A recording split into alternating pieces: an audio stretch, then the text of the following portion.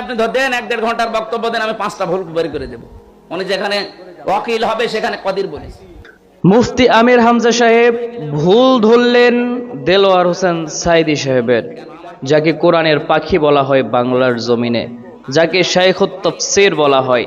বাংলাদেশে যে একজন আলেম যিনি কাবা ঘরের ভিতরে প্রবেশ করেছিলেন তিনি আল্লামা দেলোয়ার হোসেন সাইদি। তাকে পর্যন্ত ভুল ধরলেন মুফতি আমির হামজা। চলুন তারপরে জেনে নেই।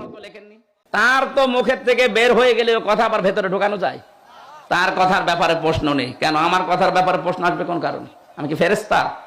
আজ যারা ফেসবুকে ইন্টারনেটে উল্টাপাল্টা তথ্যগুলো দিয়ে গরম করে ফেলেছেন আমাদের নামে, কয়েকদিন আমিরে জামাতের নামে চলছিল, এখন শুরু হয়েছে আমির হামজার নাম। আমার মনের খবর আল্লাহ জানে না? আমির হামজা সাহেব যথার্থ বলেছেন, মানুষ মাত্রই ভুল, মানুষের ভুল হবে, এটাই স্বাভাবিক। আল্লাহ রসুল সাল্লাল্লাহু আলাইহি ওয়াসাল্লামের কি ভুল হয় নাই? হুজুর ওনারও তো ভুল হয়েছিল, সাহাবাই কেরামও তো ভুল করেছিলেন। সাহাবাই কেরাম যদি ভুল নাই করতেন তো সাহাবীদের মাঝে ওসমান রাদিয়াল্লাহু তাআলা আনহুর জামানায় এত বড় বিশৃঙ্খলা তো হতো না। তাহলে বোঝা গেল মানুষ মাত্রই ভুল।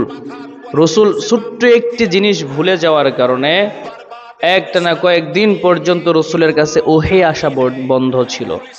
এই জন্য মানুষ ভুল করবে, এটাই স্বাভাবিক। ভুল করে না ফেরেশতারা, ফেরেশতাদের কোনো ভুল নাই।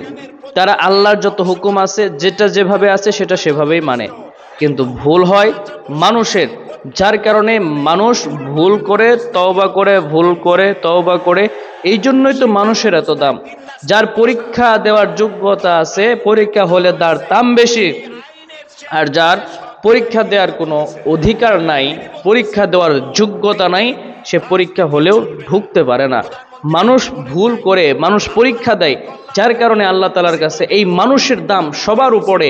আর ফেরেশতারা পরীক্ষা দিতে জানে না, তারা তো খারাপ ধারণাই আনতে পারে না, যার কারণে তাদের দাম মানুষের চাইতে কম, মানুষের চাইতে বেশি নয়। আল্লাহ আমাদের বুঝার তৌফিক দান করেন।